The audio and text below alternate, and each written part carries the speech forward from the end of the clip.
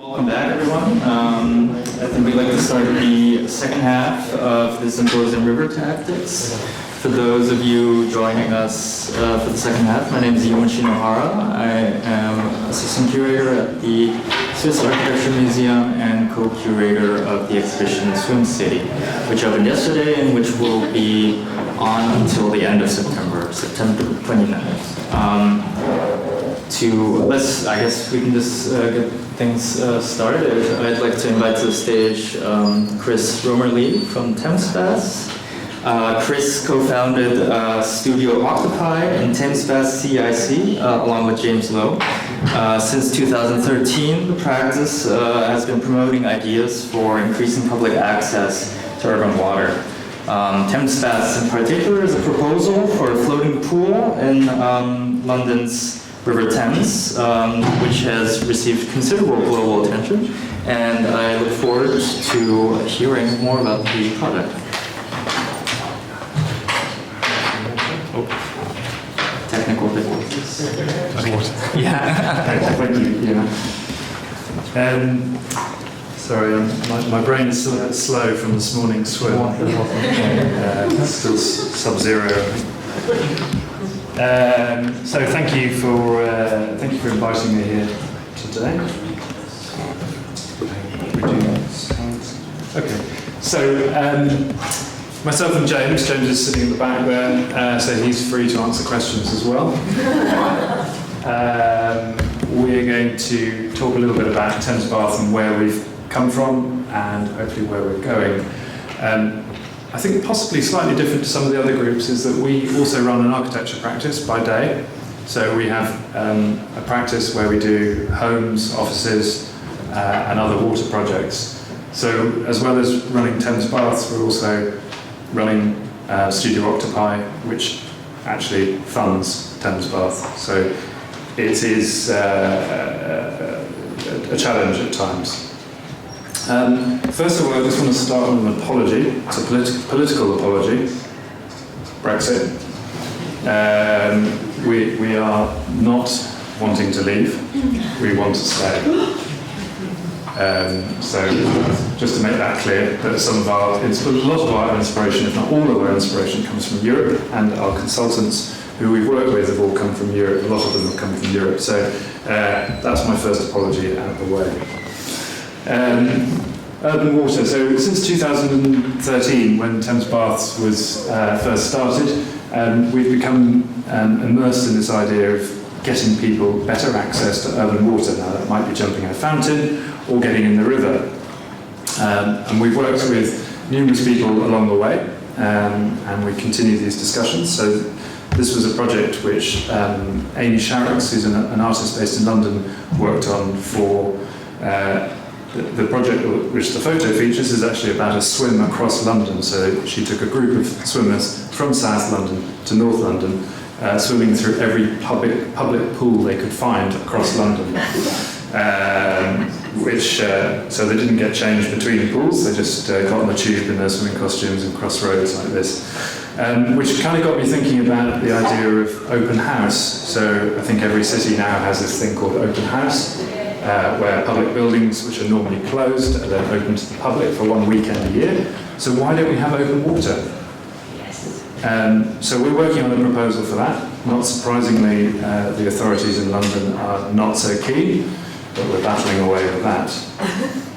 We're also intrigued about bringing back Swimmobile. So Swimmobile was based in, started in, I think, 1970s New York and 1980s Detroit, and it's never been to the UK. So this is our version from the UK. It's a hydrogen fuel cell powered lorry dragging an open top container which has been adapted to provide a swimming pool. Underneath the deck at the back, we have a filtering system similar to what we're proposing for Thames Bath. So the pool can be filled up and kept clean. And there's some lovely stories online about New York and the pool arriving into housing areas and kids having a day at the pool, and then it's gone and then on to the next location. So as I said, we run an architecture practice, and through our work with Thames Bath, we've opened up other avenues as well. So this is a project for rebuilding Peckham Lido. So in the UK we call our outdoor pools Lidos. And this Lido, like so many others, was built in the 30s and closed, and unfortunately this one was demolished in the 1980s. And all that is surviving from this pool is the fountain, which you can just see in the back there. So in the parkland setting, you come to this really bizarre sort of square of trees. It's all grassed over with two mounds, which apparently are just full of the rubble from the Lido, and the blue fountain. So we won a competition to be the architects for it, and it got funding from the Mayor of London, Southwark Council, the local authority. We did a crowdfunding campaign, and the two clients for it live in Peckham. Unfortunately, they have other jobs as well, so the progress has been spectacularly slow. Like all good pool projects, it's taking forever. But this really was all about turning the 1930s Lido on its head. So as opposed to shutting out the city or the parkland setting for the Lido, this was all about bringing the parkland setting right up to the edge of the pool. So you can kind of see that we brought the existing landscape right up to the water's edge. There's a sort of sandy beach here leading into the pool, and then planting separating the kids' pool from the adult pool. There was even conversations about resurfacing one of the rivers which runs underneath the common, underneath the park, which had been put into a big steel pipe after the war, and so we were thinking about reusing that river water for the pool and giving glimpses down to the river. We've been dabbling in Australian rivers too. So this is the Yarra in Melbourne. We were approached to put together a proposal for this, and the story is very, very similar. We put forward a proposal, the client loves it, puts it to the city council, they like it, and then they change their mind and don't like it, and write it out of the plan for the city, which is the battle they're going ahead with at the moment. It's now being worked on by an Australian architect, just because of the distance was too great, but what's interesting, just hearing stories come back, it's the same old story. You know, why do you want a pool in a river? Can't you just have a leisure centre on the side of the park here? So I mentioned the 1930s Lidos in the UK.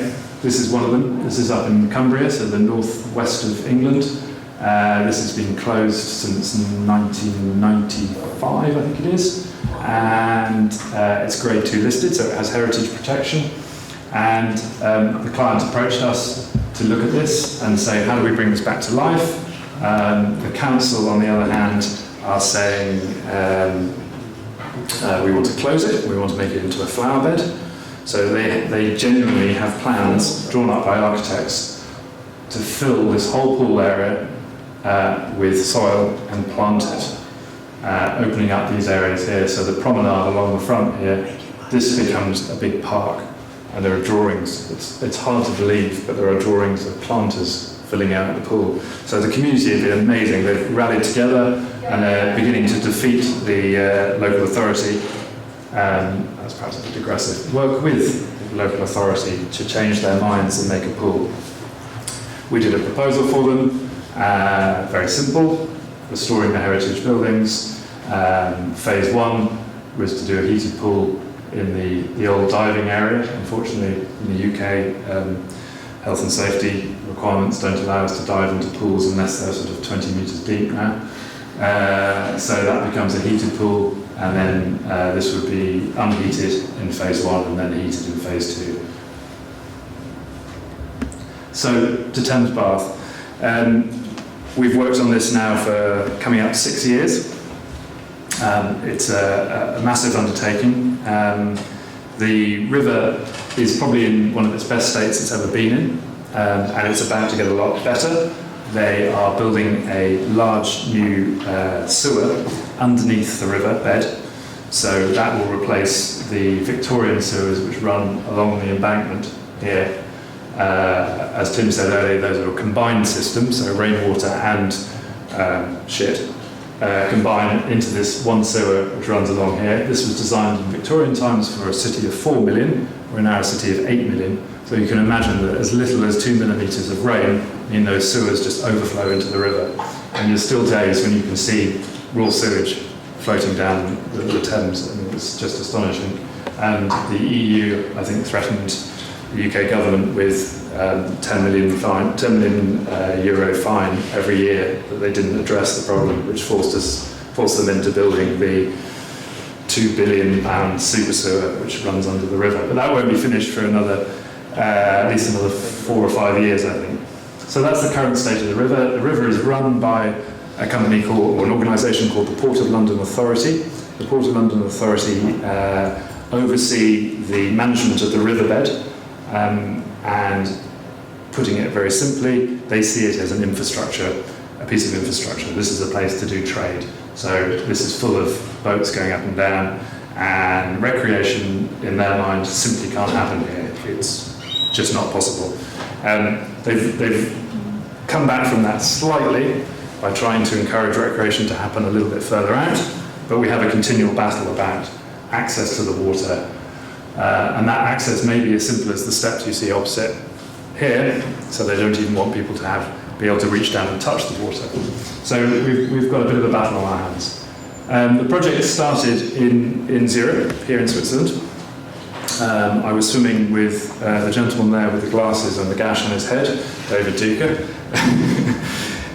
We were swimming in Zurich, and this tweet here arrived on my phone very appropriately just as I was standing on the grass overlooking the lake, about to swim. And I thought, future ideas for the Thames bank, it's so simple, why are we not swimming in the river? So I just thought, great, I've got this open call, this competition sorted, we'll just go back to London and we'll do that and we'll win it and it'll get built, fine. We looked around and urban swimming is happening everywhere. This is one of our favourites. This is Alvaro Caesar in Porto. A brilliant solution to a problem where the sea is very, very cold here, doesn't get warmed by the Gulf Stream, and so the local authority commissioned pools built within the rocks, and the pools get warm from the very hot sun, and so people swim in the pools as opposed to the sea. Obviously, Bjarke Ingels in Copenhagen, which incidentally was a celebration of cleaning up the harbour, which I keep saying to the authorities, why don't we celebrate cleaning up the river by building a swimming pool? Not interested. Alice Sea Pools in Helsinki is another inspiration, and this is particular inspiration just simply because the business model on this works brilliantly. And we've been there, we're talking with them and trying to understand how we can use this kind of model in London. And then in London, the only naturally filtered public swimming pool that existed, unfortunately it's been demolished now, was this one here in King's Cross. It was an art project with Ooze Architects and an unpronounceable artist. Thank you. They spent £1 million building this pool as an art project, and it lasted 2 years, I think. And then it was demolished amidst a lot of fury. So we're trying to follow in their footsteps, really. London has had floating pools before. The last one was 1875, and that's it down on the corner there.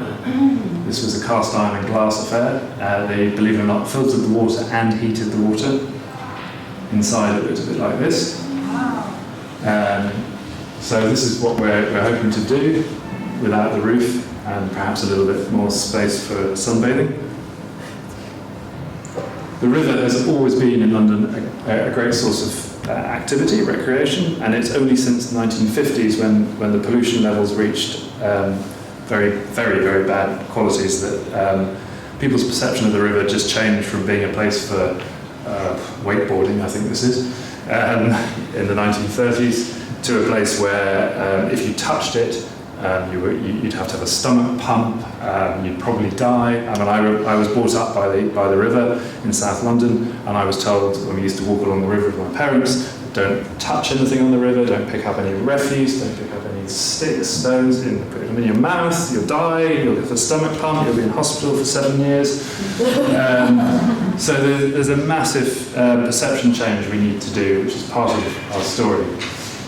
Recently we've got this going on, which is really problematic, which is very expensive flats built right up against the river's edge and shutting out basically the communities which used to work on the river and enjoy the river. So behind here you've got smaller Victorian terraced houses, and now these have become sort of unoccupied, £5 million flats.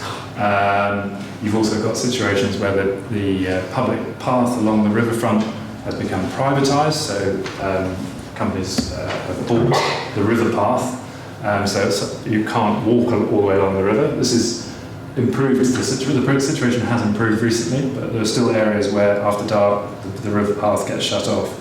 And this also illustrates the barrier you've got between the city and the river. It's so often a heavy wall, so you can't even get down onto the beach. This is how it used to look, of course. This is Battersea, so for those who know London, Battersea Power Station is here. These are the 9 elms which mark the road which leads down to Battersea Power Station, so we're sort of zone 2, so pretty much in the centre of town. And it used to look like this, where everyone used and accessed the river as a public space. So what do we want to do? Well, again, I think this is in the States. I lost where this is, unfortunately. So a prize for anyone, a swim hat for anyone who can tell me where this is. But it's not going to work in the Thames, but there's something very, very beautiful about this image. The ability to reach down and touch the water, to touch the planting, and escape the city into a very quiet place, a place in touch with nature. I also like the fact that it hasn't got a balustrade around the edges of it, so there's an element of danger as well. Recreation on the Thames still occurs, but in a very, very controlled way. So you're not allowed to swim, but you are allowed to kayak, you are allowed to paddleboard. So God knows what happens if you fall off your paddleboard or fall out of your kayak, because you're not allowed to swim. So that's interesting. But in the sort of for my research for this project, I did actually get into the Thames. So this is me in the area where you are allowed to swim. This is in Chiswick in southwest London. It's a mile-long swim, organised swim. There's an island here, so you swim half a mile back to here, with the tide coming in this direction, and then it's timed, so by the time you get to about where we are, you feel the tide changing and going back again the other way, which means you can swim back around the front here. There's no way you can swim against the tide, much like this morning's activities, so you do rely on getting in at the right time and getting out at the right time. The chap on the right there is a journalist from Radio 4 who thought it would be good to conduct an interview with me while we were swimming. Is that a microphone? That is a microphone, and the microphone is wrapped in a condom to keep it dry. This is the halfway mark where, as you can see, he was very, very cheerful, and it's all great fun. About halfway down here, the smile was wiped off his face, where I think he thought he wasn't going to make it. I think it was a good thing he was wearing a wetsuit because there was a little bit of extra buoyancy, but by the end of it he was sorry that he'd suggested this. I was also sorry because I had a cough for about 6 months after this, which would not go away. So our first proposal back in 2013 was a vision, a utopian vision I suppose, for once the super sewer was completed and it would be safe to swim in the water of the Thames. It brought planting back to the centre of London, so anywhere in the centre of London you cannot see any reeds and rushes growing, and therefore this only plays up to the theory that the river is poisonous and it's killing everything that grows in it.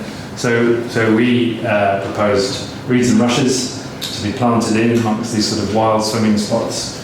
The top one up here, this was a kind of based around a rock pool. So as the tide rose, because we've got a 6-metre tidal range in the centre of London, centre of town, which is incredibly complex to deal with. So as the tide rises, this thing floods with clean water, and and drops away, and then you have a clean water pool to swim in every tide change. And this one here is floating, and there was a sort of Babylonian waterfall there. The success of that image, in the sense that it got published globally, and people were just saying, well, why do we have to wait until the super zero is finished? Why don't we just do one now? So we sat down and we came up with this version, which was a similar sort of construction with sort of rock caving cages around the edges, the planting, and this is where we began to think about actually using the planting beds as part of the filtration system and separating the river water, which is heavily polluted at times, with the pool water. This concept, again, was widely published with the only queries where are the changing rooms.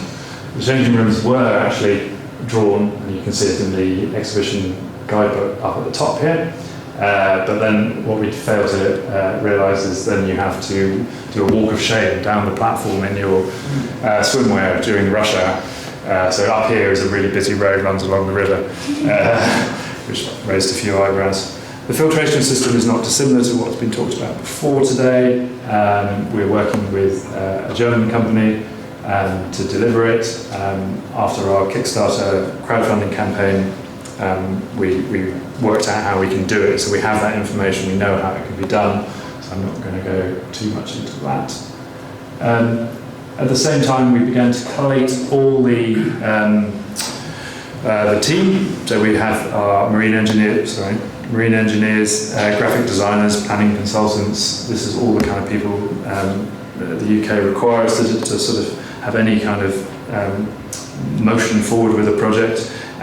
So all these people have been helping us for very little fees. Ambassadors, these people here have been alongside me for the last 6 years, all doing their own bit. Tracy Emin, the artist, helped us in the Kickstarter movie. Amy Sharrocks is a brilliant water artist we mentioned her earlier. Caitlin Davis's book was on sale in the museum, which I was very pleased to see. She wrote about the history of swimming in the Thames. So we've got a journalist and another swimmer and an urbanist. And then we managed to get together some incredible endorsements, partly through the open call competition, Richard Rogers, the Architecture Foundation, the Royal Academy of Arts, Outdoor Swimming Society, and all of these put together quotes, and we began to build up a momentum towards a crowdfunding campaign. We established a community interest company, which is a kind of not-for-profit social enterprise, and it was based around the cornerstones of environment, education, and health and well-being. And there aren't many not-for-profits which can tick all those boxes. And we've talked about a few of these already. So we're naturally filtering the water and greening the Thames. Learning to swim in the Thames. So before there were the indoor leisure centres, before there were the wash houses, the only place to swim in London was in the river. So 2 generations ago, they all used to learn to swim in the river. And so there's kind of a little romantic little loop there that grandchildren or children now should be learning to swim in the river safely. And also learning at the same time about the ecology of the river and how this as a community resource belongs to Londoners and is there for everyone. I think everyone knows about the benefits of green and blue spaces in our cities as well. There's a lot of evidence that helps mental well-being. And then we began to write a business plan, which began to show that the cost of swimming has to match the local council pool, the indoor, Veruca-ridden local pool, and that has to happen, otherwise people are not going to come and swim, and that has to be accessible to all. So we talk a lot with Speedo about the programming of the pool to ensure that every type of user is engaged with. As I said, Tracy Emin featured in our Kickstarter movie, which was amazing. I'm not going to show you that today. We did a Kickstarter campaign, which we got a lot of help from Plusballs, who's sitting in the front here, from Archie, who they'd done 2, I think, by the time we did 1, which was quite an undertaking. It took us 6 months to write the copy for the crowdfunding campaign, and then it was 30 days of just utter relentless social media, emailing, phone calling. I was waking in the night to retweet stuff. We got pledges from all around the world. It's extraordinary. And we hit our target, or we exceeded our target. In the end, we raised £142,000 in 30 days. So what's that? It's roughly 140,000 euros nowadays, sadly. We had, for the various pledge levels, we had membership. So you were buying, by pledging to the campaign, you were buying membership to a pool that didn't exist, which still baffles me. So people very loyally supported us, and in return they got sent prints and caps and membership cards. And at the same time, we released 2 further images.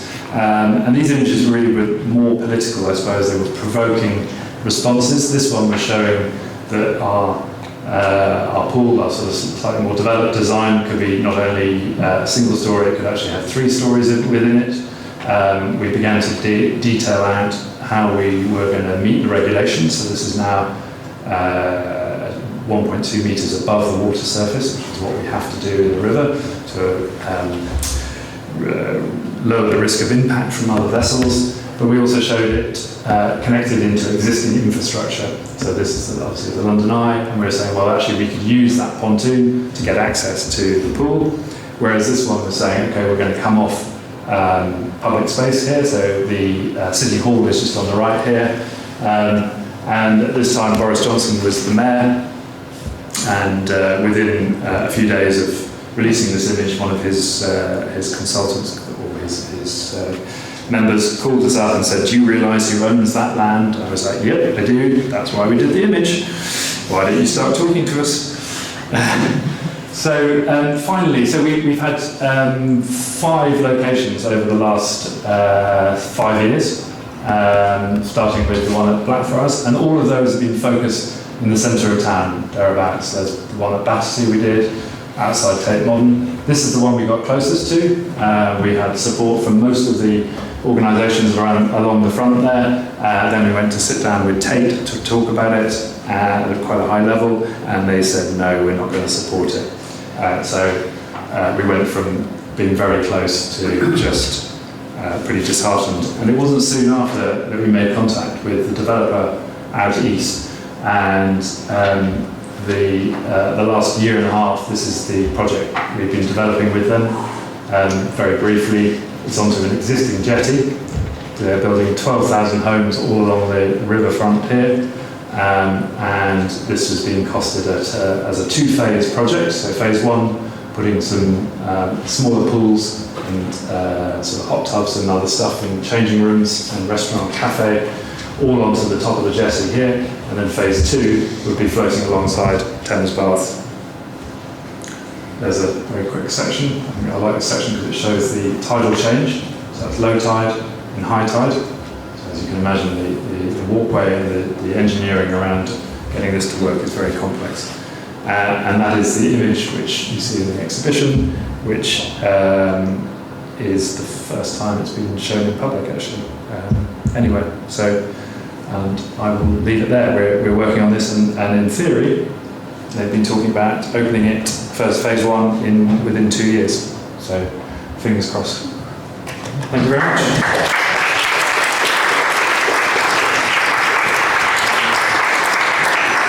Thank you, Chris. Does anyone have any questions? Oh.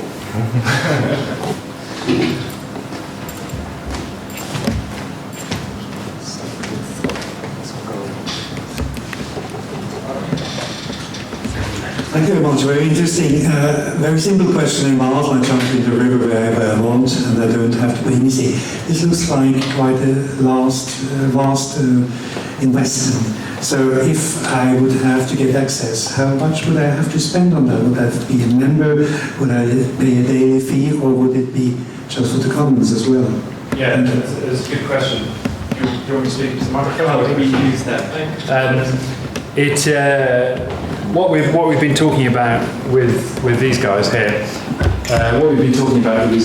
is ensuring that all the pools remain public access. So the prices, they quite like the basis we've been working on, that the price of swimming here has to match the nearest council pool. which is usually an indoor pool. So we're talking about between £5 and £7-8. Okay. So there shouldn't be any restrictions in it. One of the biggest problems the UK has, or London has in particular, with the Lidos, the existing 1930s Lidos, is the queues which happen on a sunny day like today during the holiday times. They can be like 400-metre long queues for people to get in for a swim, and it's like a one-in, one-out basis. So what was very successful with the pool in King's Cross, the natural one that I showed you with the red and white stripes around it, was that it was all booked online. So you would just go online and book your slot, and that would hopefully do away with some of the queues. You'd probably have a limited amount of tickets available on the door. But the queues are the biggest issue really, because in the UK it rains a bit. So it's not always going to be full, but as soon as the sun comes out, we throw off our clothes, sounds a bit dubious, and jump into the water. But Advertise rainy swims. yeah, rainy swims. Yeah, we can. Yeah. Well, the pool would be heated. I mean, I personally would prefer it was only warmed, but I think to make it accessible to all, we've got to heat it. So in theory, yeah, rainy swims being advertised would actually be good. We have another question.